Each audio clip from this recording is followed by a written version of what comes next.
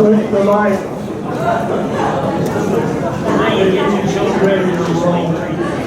That's all you got. They start eating. Yes.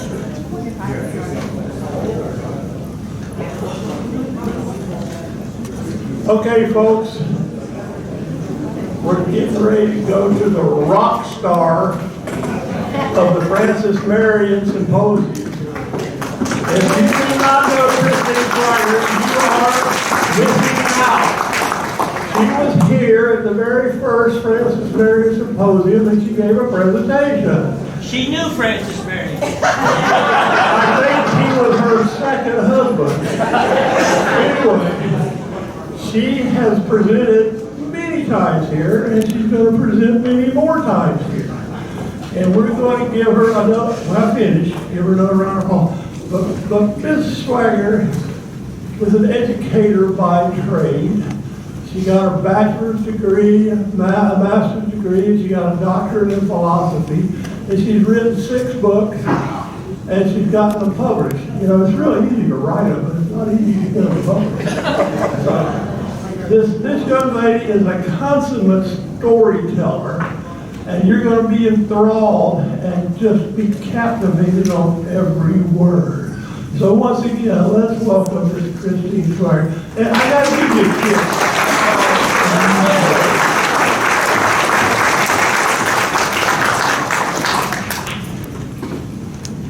I'm going to speak about the life of Francis Marion, abridged, of course, in terms of time.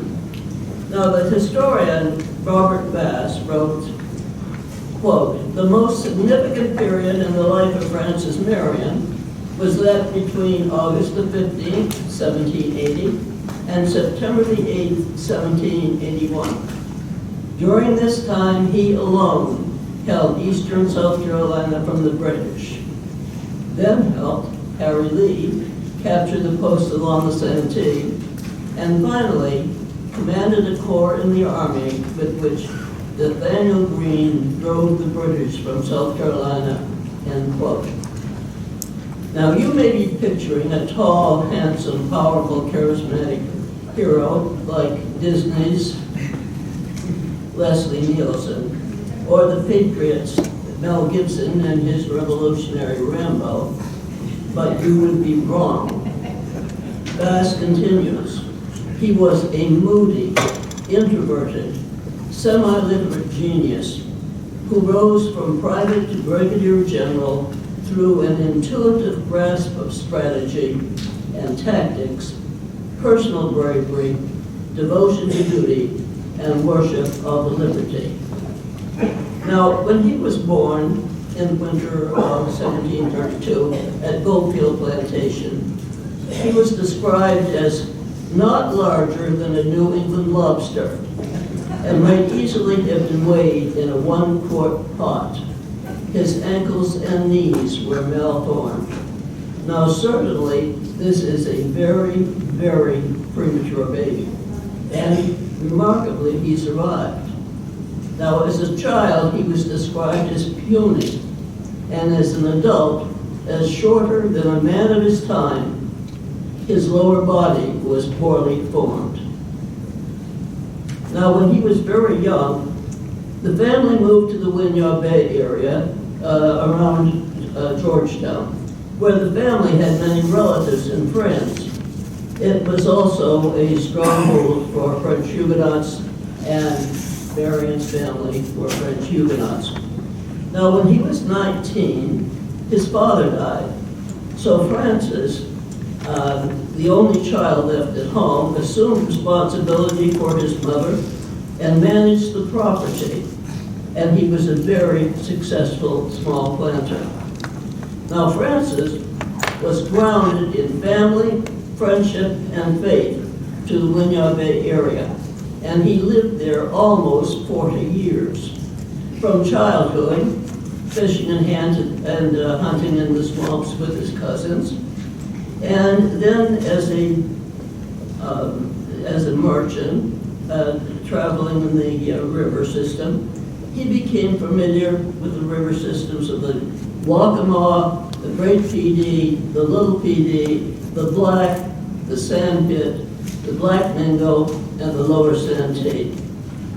Now that area is the Williamsburg district, and this is an important fact to remember because he will eventually command the Williamsburg militia. He had lived among those people for 40 years. Now after his mother's death, he joined his brother Gabriel at Belle Alpes plantation and the Lower Santee. Now, Gabriel was his favorite brother, and he had married well, and he had acquired through that marriage a lot of money and a lot of property. And one was this huge plantation called Belle Isle.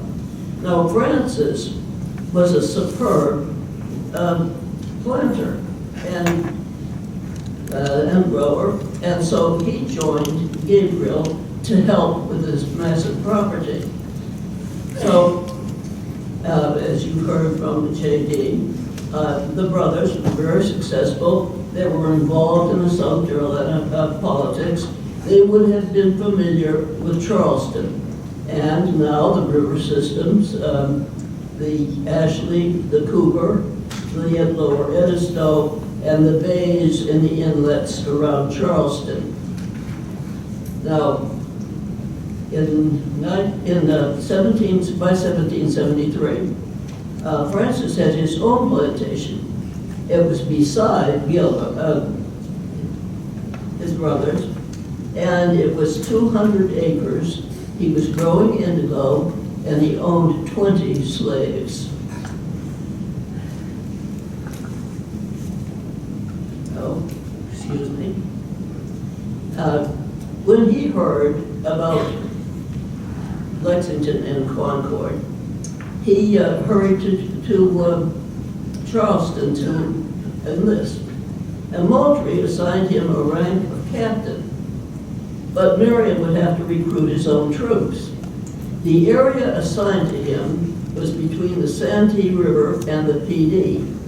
Now this would include the Lynch's River, the Pocatalico, as well as the huge swamps of the Black River. Now Marion must have had at this time an almost encyclopedic knowledge of the area on your maps. Now he recruited 60 men and he began to train them. And he was a capable but stern officer and soon promoted to major. Now on the 18th of June in 1776, the Continental Congress took the South Carolina regiments into the Continental Army, which was commanded by George Washington.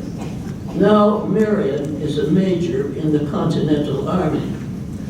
10 days later, the British attacked Sullivan's Island, and you know what happened there. Moultrie returned to Charleston, but left Marion and his 2nd South Carolina Regiment in control of the fort at Sullivan's Island. Now the British attack came when they took Savannah on 1779.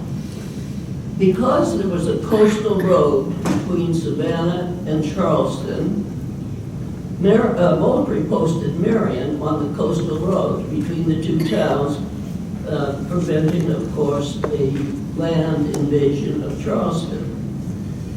Now,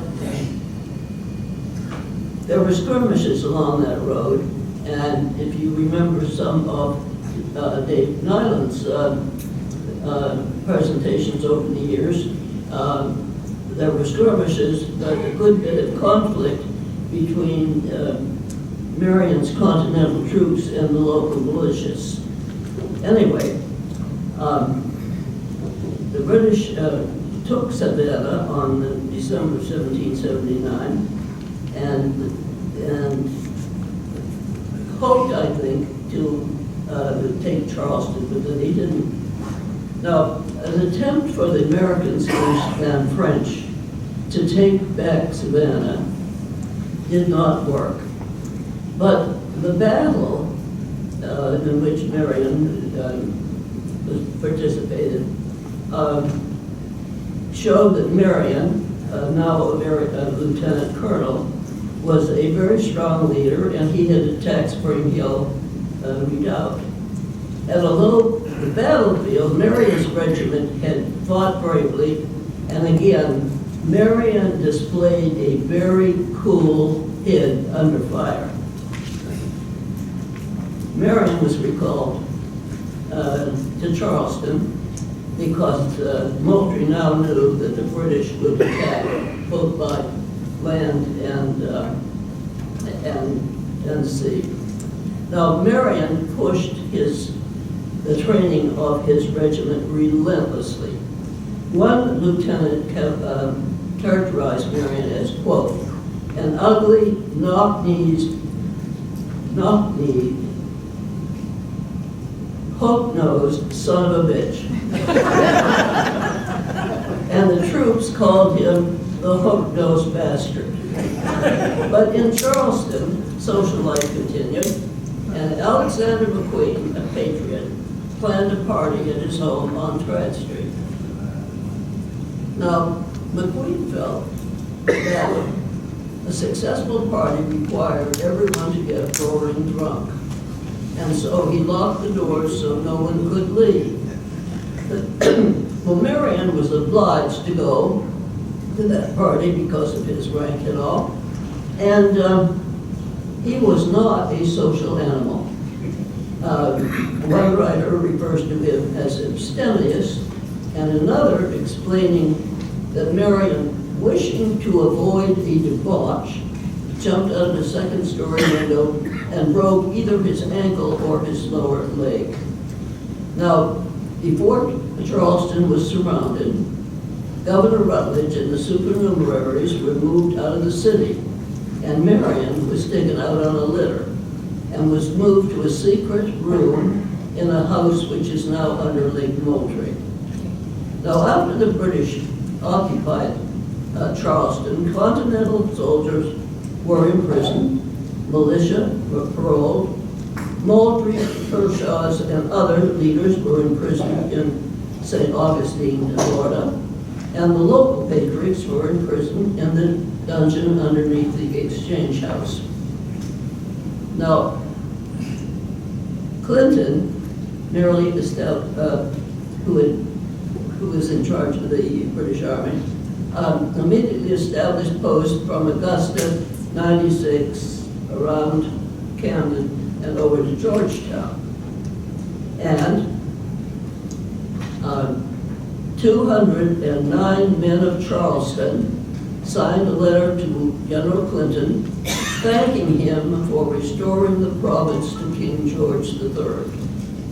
Now, Clinton would stay, at least for a while, but the British Admiral, Arbuthnot, it was returning to Britain, and he carried letters from hundreds of men in Charleston. Women didn't sign this. Women didn't count then. But anyway, the letters went to King George III, assuring him of their support and reaffirming their British citizenship.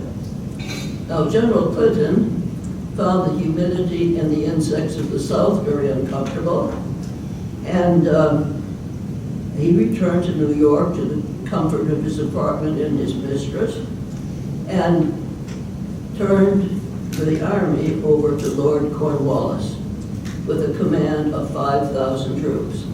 Now, Clinton's advice to Lord Cornwallis was to continue to win the hearts and minds of the people, and as he moved toward Virginia, protect his supply lines. Now, Lord Cornwallis moved north from Charleston and occupied Camden without firing a shot. Another loyalist down. Now, Marion, still recuperating from his broken leg, heard that a Continental Army was moving south to push the British out of South Carolina. Marion, needing help to mount his horse, led about 20 from the low country of South Carolina to meet the army in North Carolina, and he was never detected. Francis Marion knew his territory. Now, Gates' adjutant wrote, quote, Colonel Marion, a gentleman of South Carolina, has been with the Army a few days, attended by a few followers, distinguished by small leather caps, and the wretchedness of their attire. Their number did not exceed 20 men and boys, some white, some black, and all mounted, but most were miserably equipped. He also referred to them as burlesque. Now, Gates detached Marion to the interior of South Carolina to furnish intelligence and to burn the boats on the rivers, so that when Gates defeated the British, the enemy would not be able to withdraw to Charleston. Now, there were still patriots in the Williamsburg district who were determined to resist the British and already had, and that militia was commanded by Major John James. They asked Gates to assign Francis Marion as their commander, and Gates agreed.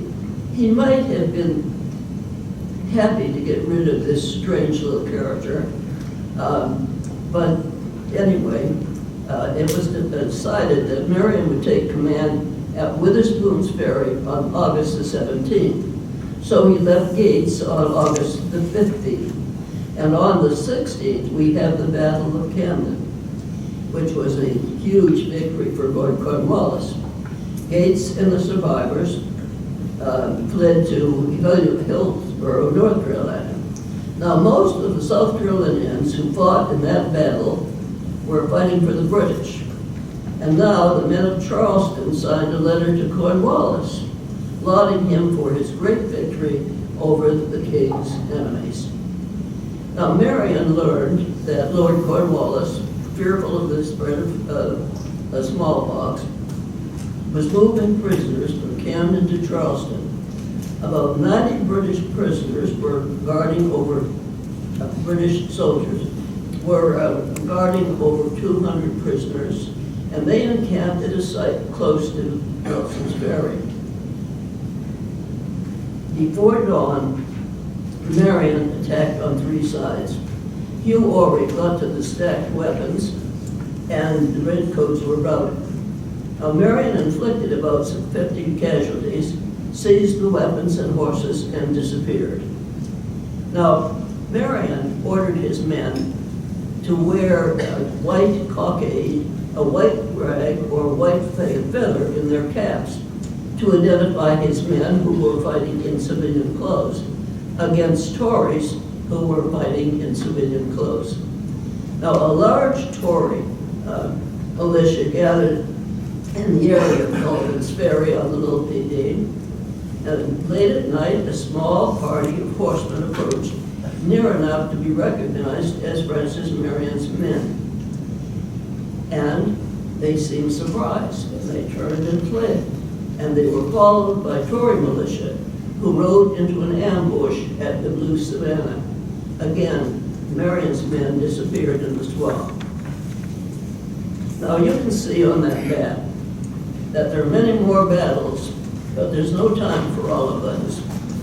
Commanders at the British headquarters in Camden will send 5 colonels into the swamps to capture Marion, dead or alive. I think they preferred him dead. But anyway, I'm going to concentrate on those 5 colonels. And the first is right now. Marion had attacked British soldiers on the supply line and then scattered Tory militia. And Cornwallis saw the danger and ordered Colonel Weems to punish the area when where Marion might be retreating. The previous presenter has given you an idea of what kind of route Weems was. He hanged farmers who were not Tory. He burned the Presbyterian church, calling it the workshop of sedition. He burned the looms, killed the sheep and other stock, and left it decaying in the summer heat. And he stopped at the house of John James. Believing correctly that James and Marion were together, Weems tried to get Mrs. James to tell them where they were. She refused, so he herded the family into the house and set it on fire and rode away. Mrs. James and the children all got out of that house and hid.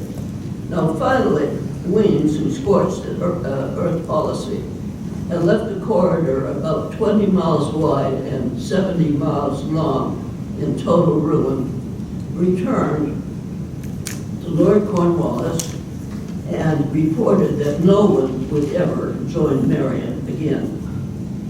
Now, when Weems was gone, Mrs. James sent her 15-year-old son, William Dobin James, to the Waccamaw Swamp in North Carolina, where he reported to his father and Marion. Now, William, at 15, will join his father and Marion for the rest of the war, except for a small time when he had smallpox. And in 1816, he published a book recalling the activities of the brigade.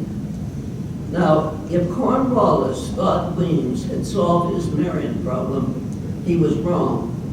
Marion rode back along the coast, and many joined him. Some up till now believed that they could live with the British presence.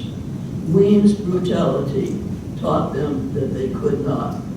And so he was joined with very, very many militiamen. Now, a large Tory militia was camped to Black Mingo, commanded by Colonel Ball. Marion had hoped to hit them by surprise, but they hurt his horses, and that was lost. So Marion just rode through them as scattering watch. He captured Colonel Ball's prize horse, the sorrel gelding, and kept it for his own, but named it Ball. Now, the loss of Ball's militia was a wake-up call for Cornwallis. Colonel Ball was a wealthy South Carolinian, accompanied by wealthy friends. They had the finest horses, the finest weapons, all the ammunition and powder and supplies they needed. And if Ball had not been able to stop Marion, it was unlikely any Tory militia could. It would take the army. But Cornwallis had a lot of sick men and some wounded, and he was reluctant to use his army. So he decided that he would organize another. So for 80 Tories from the High Hill were collected at Camden, issued muskets, and trained in the British manner. Now, the new army was commanded by Colonel Times. He's Colonel number 2. They left Camden in style. 80 men, each with a new horse, a new saddle, muskets. They had tents, they had all the accoutrements. And they boasted that they were going to get Marion. They were shooting him and his men like pigs in a pen. So eventually they camped in the area of Totcourt Swamp near the Lynch's River and settled in for the night. Some playing poker, drinking rum. Very late at night, Marion attacked, and the new soldiers and their Colonel Tyne fled. Marion reported that he had killed 6, wounded 15, had 23 prisoners, captured 80 horses, saddles, bridles, muskets, ammunition, blankets, food, and supplies, and then retreated. Marion's losses, 2 of his horses were injured. Eventually, Cornwallis had to turn to his favorite, Bannister Tarleton, to finally get Marion. Tarleton is number 3. He rode down the Nat Waterby to the Richards plantation and set up a camp, a little slack to trick Marion into attacking, but he had 300 of his men in the area ready to close the trap. Now, he knew that the Richardson family were ardent Patriots, and he had ordered a very tight control, but one of her sons violated his parole to get to Marion and tell him that about the trap. So Marion did not attack. But in the morning, some of them appeared on the road, and Tarleton gave chase. Marion led Tarleton on a 7-hour chase through the bogs and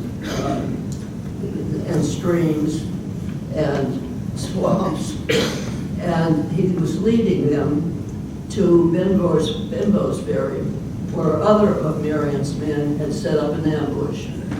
Unfortunately, Tarleton didn't get there. Anyway, he finally stopped, and it supposedly said, "As for that damn fox, even the devil himself could not catch him." Now, this is where, supposedly, the term swamp fox appeared. But during his lifetime, Marion was never referred to as the swamp fox. That happened in the 1800s, perhaps about 1820, when everybody was writing about the war in romantic prose, poetry, and song. But we need to remember, Francis Marion was never called the swamp fox during his life. Now, Tarleton returned and burned the Richardson's plantation, and then returns toward Camden, and on his way, he burns every plantation house on the Wateree River. Now, many of them belonged to British loyalists, but Tarleton had utmost contempt for all of the colonists, British or Tory. Now, when he got back to Camden, Cornwallis was ready to move to the Charlotte area, and Tarleton went with him. Now, they left Lord Rawdon in control at Camden. And now a new commander has taken over at this point. A new commander of the Continental Army, Major General Nathaniel Greene. And he sends his trusted soldier and friend, Harry Lee, into South Carolina to meet and campaign with Francis Marion, and to probably get a feel of how this militia operated. Now, they got along very well, Lee and Marion, sort of the odd couple of the Revolution. And they attacked Georgetown, and that went well. They had further operations, and I'll not explain those because Durand will take on that there in an hour or two. However, after the Battle of Cowpens, Morgan and his troops were on their way into what was called the race to the dam. Greene recalls Lee because he needs his help, and Marion now is left alone in the swamp.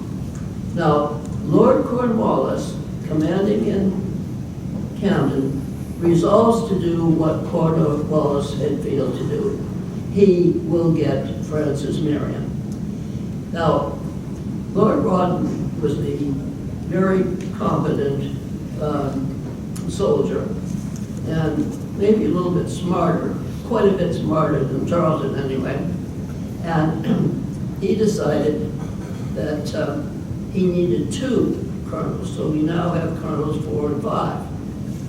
Lieutenant Colonel Doyle, with 500 soldiers who were provincials, will go through at Witherspoon's Ferry and attack the Snow Island community from the north. And Colonel Watson, Colonel number 5, with 500 British regulars, many of them of the 64th Regiment of Foot, will move from the Santee River eastward and attack from the south. A classic pincer operation.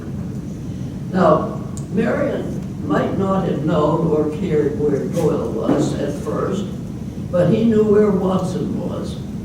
And Watson was on the causeway of Wyville Swamp when Marion's men met him.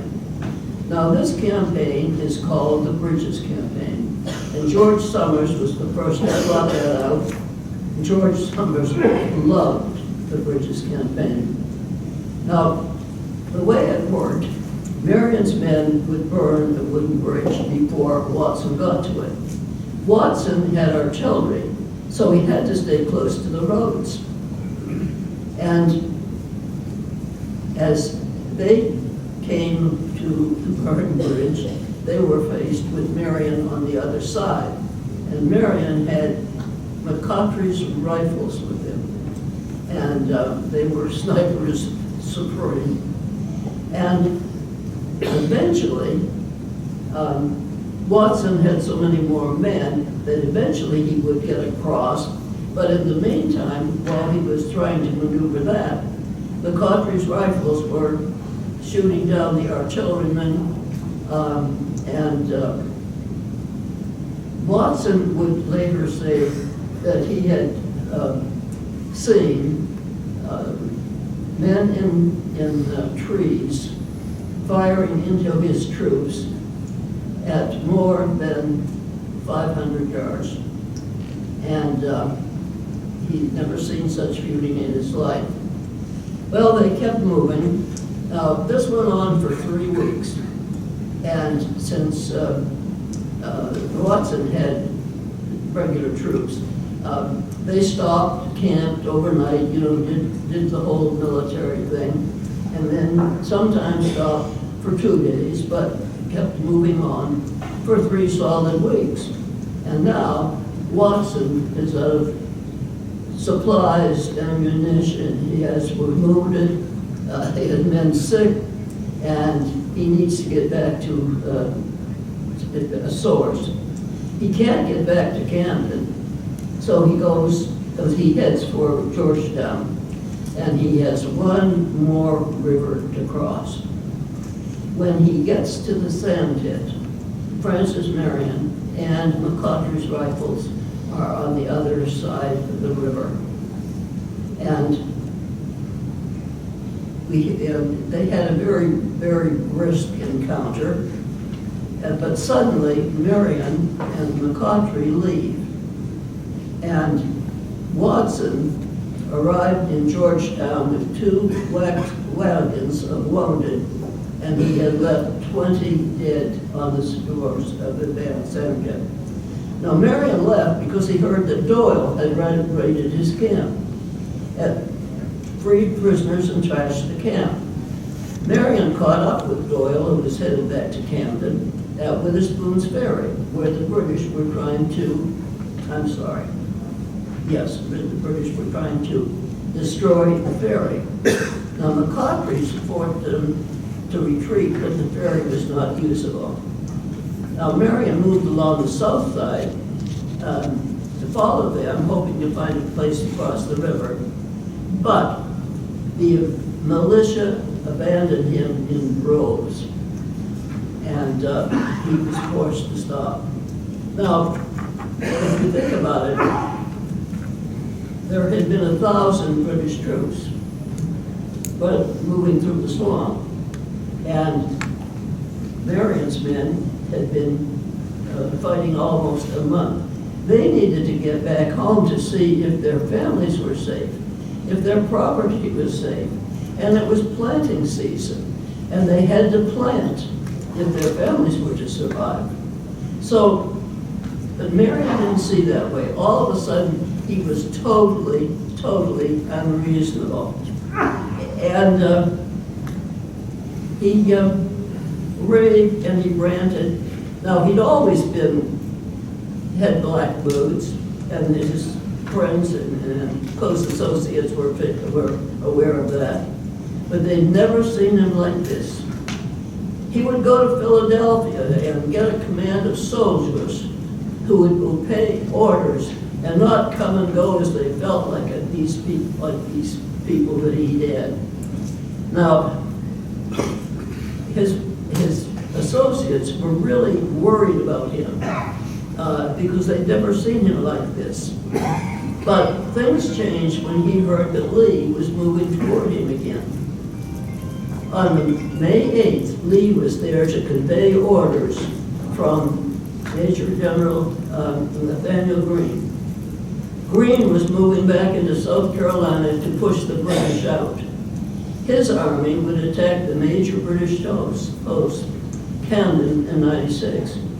He expected the militia to attack the satellite post. In Camden, the satellite posts were Fort Watson, Fort Mott, and Fort Granby. Now, Marion will continue to command his militia brigade, but he is now back as a lieutenant colonel in the Continental Army. When Greene moved toward Camden at the Battle of Hobkirk Hill, Lord Rawdon was able to push him back but could not follow. Lee and Marion had cut off his supply lines, and Rawdon went back to Camden, burned everything that he thought would be useful to the Patriots, and started down the road to Camden with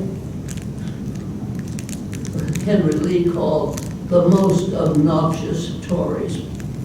Now, he started for Fort Mott, where he knew there were supplies. However, Marion and Lee had taken Fort Watson and were sieging Fort Mott. And Marion and Lee took Fort Mott before Rawdon could get there. So Rawdon proceeded to Charleston. Now, General Greene arrived at Fort Mott, where he met Marion for the first time. You'd love to know what that conversation was like, but whatever happened, Marion was no longer determined to go to Philadelphia. He crossed the Santee River and headed toward the coast, toward Georgetown, which was evacuated by the British at the end of May. Now, there's a comment about that. It's the first time that Marion was able to get a complete continental uniform. Up until this time, he had been in civilian clothes. Now, Greene's attack on 96 did not go well. Lee was with him and moved to Augusta, where with Andrew Pickens and Elijah Clark, they captured Fort Garrison and Fort Cornwallis in Augusta and forced the British back to Savannah. So 96 was isolated, but the fort was well defended. Now, Rawdon in Charleston all of a sudden had 2,000 troops from Ireland arrive. Now, with their flank companies and the Irish troops and his own volunteers of Ireland, he hurried toward 96. And that march was a very fast march. Now, when he got there, Greene was forced to retreat. Rawdon evacuated 96 and set out to pursue the retreating Greene. But the Irish troops in their woolen uniforms suffered from heat exhaustion, and 50 of them died of heat stroke. Rawdon finally returned, not able to engage Greene. But Rawdon was ill. Now, the climate of the South had not been kind to the Irish lord. He had suffered bouts of the malaria and almost every other disease the South had. He turned his command over to the newly arrived, Colonel Alexander Stewart, and he moved to Charleston, where he awaited passage for Britain. Now, while Rawdon was in Charleston, the South Carolina Royalists, a huge cavalry unit, captured a Patriot colonel, Isaac Hayne, and turned him over to Rawdon in Charleston. Rawdon had him hanged in a great public spectacle. Now, Marion, now camped at Pierce Plantation in the Lower Santee, selected a group of his most trusted men, and undetected by the people who were trying to keep track of him, he prepared an ambush at Parker's Ferry, isolating Frazier's cavalry on the causeway leading to the ferry. Now, Marion never knew how many casualties he inflicted, but years later, a journal written by one of Frazier's officers reported that 125 men died on the causeway, and many more were wounded. That journal was written by Jarvis. Now, when Marion returned to Pierce Plantation, he had a message from Greene to meet him at Burdell's plantation, and Marion complied. Now, Burdell's was 7 miles north of Utah Springs, where Stuart's British Army was encamped, totally unaware that the Continentals were near. Now, before I address Utah Springs, it is well to remember Norman Mailer's comment that history can never be factual, as even participants in an event view the action from their own perspective. Now, Greene's army was a mixture of men he knew he could count on and some who were untried. It was a mixture of Continental state troops and militia. Now, Colonel Otho Williams was the adjutant general, and Greene had confidence in him. Now, he also had Maryland's Lieutenant Colonel John Peter Howard, Delaware's Captain Robert Kirkwood, and Virginia's Lieutenant Colonel Richard Campbell. And Greene was confident that these troops were ready. But the North Carolina Continentals were a different story. They were newly formed and commanded by General Jethro Sumner. They had joined Greene at the high hills and had been trained and drilled in the ways of battle. But were they ready? Cavalry was not a problem. The 2 cavalry units were commanded by Lieutenant Colonel Henry Lee and Lieutenant Colonel William Washington. Both were experienced and courageous. Greene could count on them and the men. And for artillery, he had 2 3-pounders and 2 6-pounders.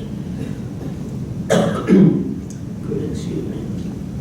Greene had concerns about the militia. Now, Andrew Pickens would command his own militia, and that was a solid group. But he also would command the state troops, who had been recruited by Thomas Sumter, who was conspicuous by his accent. As an inducement to signing, they had received a slave, and they had, under Sumter, had attacked many Tory farms where they acquired more slaves. Now, were they committed to what Greene was trying to do? Now, the newly formed North Carolina militia was commanded by French Army officer Francois de Malmedy. Now, Malmedy had performed poorly in the Battle of Charleston, and he was a concern. But Francis Marion's militia, infantry and cavalry, could be counted upon. Now, the British had no such problem.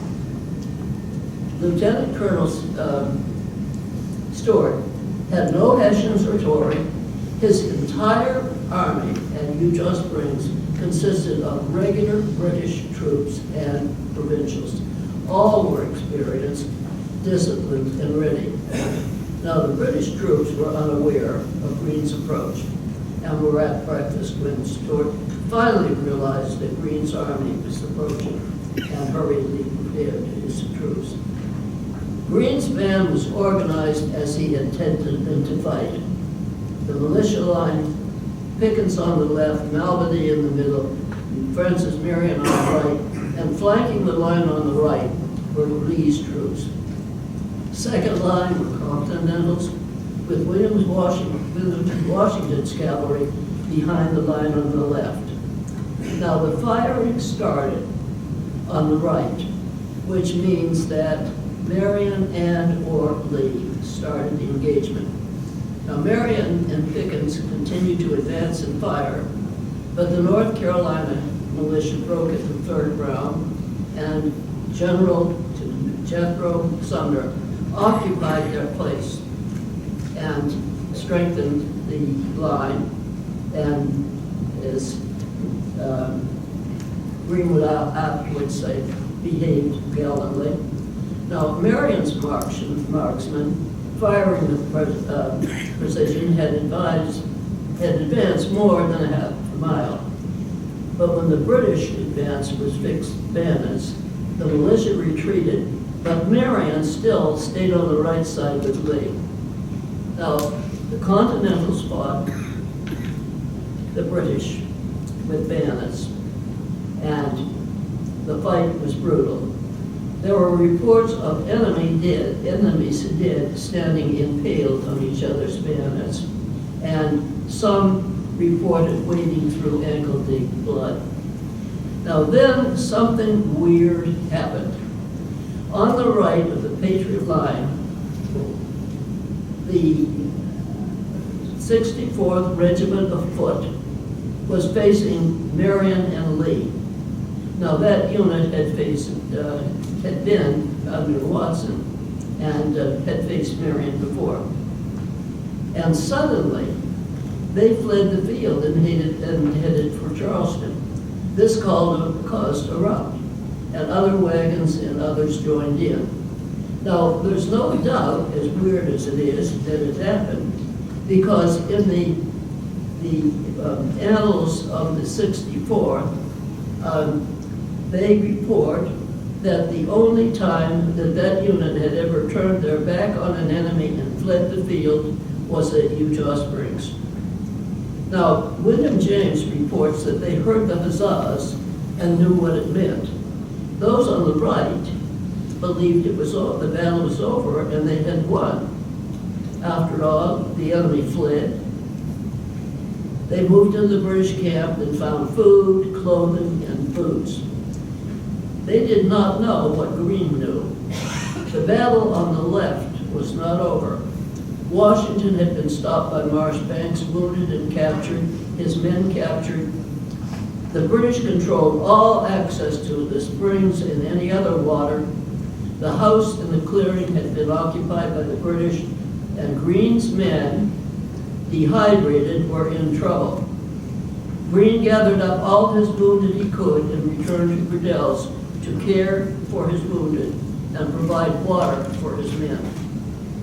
The following morning, Greene moved again against Eutaw Springs, intending to redo the battle, but he found the British leaving.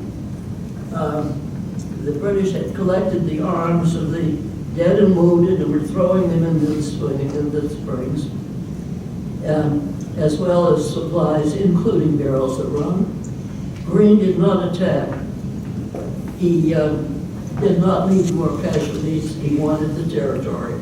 He sent Marion and Lee to monitor the withdrawal of the British, and then he returned to the battlefield and buried the dead before moving his army to High Hills. Now remember, it is the victor who buries the dead. No matter who you think won that battle, it was Greene who buried the dead at Eutaw Springs. Now, Greene could not have known that while he was at Eutaw Springs, the French Navy defeated the British Navy at the Battle of the Capes and Lord Cornwallis was isolated in a little hamlet on the York River called Yorktown. 5 weeks later, October the 17th, Cornwallis surrendered the British Army to Washington and Rochambeau. Now, it would take about 18 months to get the British out of Savannah and Charleston. Greene established a civil government at Jacksonboro, and Charleston planned the evacuation of the British. No militia would be allowed in Charleston, even as a spectator. That sort of rankles. The men who had saved the war for them were not welcome in Charleston. Greene invited Marion to go as his guest, but Marion declined, saying there was smallpox in Charleston, and he'd never had it, so he didn't want to go, and besides, his men wanted to go home. They were tired. And so Greene released them, and Marion dismissed his troops before Charleston was evacuated. Dismissed them at Fairlawn, and they went home. Marion would continue to serve in the Army, and even after the war, when he returned to his property at Pontotoc, it was in ruins. 10 of his slaves had been in hiding, and they came back. But Marion could not do anything about rebuilding. He had no funds because he had never been paid. Now, after the war, he finally married at age 54, married his cousin, Mary Esther Vidal, and with her money, they rebuilt. He once again became a successful planter. He died at the age of 63 and is buried in the Belle Isle Cemetery. Now, many books on Marion are labeled the Swamp Fox. And I think that's a marketing decision, because a book entitled A Biography of Francis Marion would only be purchased by people like you. But large numbers know the Swamp Fox from the Disney films and would never recognize him by his own name. Now, I understand the mystique of the Swamp Fox, and that's fine, as long as people realize that the period of the Swamp Fox, when he was in total control, was from August the 17th, 1780, until May the 8th, 1781, when he operated on his own. And that's just 9 months in the life of a continental soldier who served gallantly the entire war. Marion's life is stranger than fiction, but remember, Marion, the man, is more than a myth. Thank you.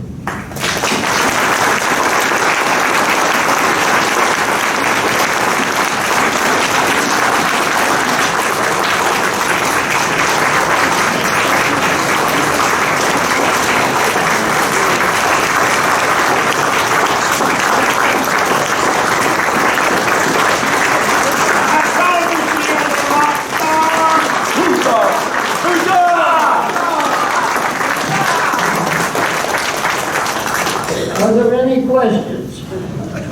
Okay, we've got a couple. I'll come down with the microphone. How important was the siege of Fort Mott, Battle of Fort Watson, and Utah Springs in convincing Cornwallis he wasn't going to win the war to the South? Well, Durand is going to cover Fort Mott, Fort Watson, Granby, and all of that, because those are combined operations with Lee and Marion, and he's going to address that in a couple of hours. So I just sort of skidded over. Sorry about that. Hey, Christine, I haven't seen you in a long time. I'm Nancy from Augusta. And I was wondering, you often mentioned about the high hills. And I'd asked Charles about it, but I have forgotten. Where were, quote, the high hills? I have a Revolutionary War ancestor that was shot at Utah Springs and went to the high hills, and then they were held down on James Island until the ships could come in to take them back up north. Many of the people at the high, that went from the Utah Springs to the high hills, were buried in the high hills. And they're referred to as the high hills of the Santee, but they're really not on the Santee River. They're on the Wateree River. And if you know where Thomas Sumter is now buried, in that area, that is roughly where Green's camp was. And it's not very high, but it's higher than the swamps. Which is why Green stopped there to train and stopped there on his way south and his way back up north after Utah Springs. Thank you. Any other questions? Thank you, Ms. Christine. Chris mentioned William Goban James, the young man as a 15, 16-year-old wrote it in the book, and we have copies of the book. Some have included something like 1,500 of the people who had served at some time or another in the back, and also the copies of the pension records in there. We have some copies of those that Gloria has back there. Unfortunately, we had a reprint recently, and they left out some of them. So we've got both versions with the print of the people that served with Marion and those that did not. Let me speak about William and Goban James. Marion was 48 when this 15-year-old kid first met him. And so Marion died long before James did. And so in the early 1800s, or maybe late 1700s, William Goban James was a judge in Charleston. And he felt that all of this reporting, the war reporting, that nobody was giving credit to Marion's brigade. And so he collected people that he knew who were still surviving. And his book is like a journal, but it's not a journal of one person. It's like journal entries from a lot of people who fought with Marion, as much younger people, of course, than Marion was. And you find a lot about his moods in there. And one, after Gabriel was killed, there was some entries in there referring to his grief, because Gabriel was his brother's son and very close to Marion. And it said that,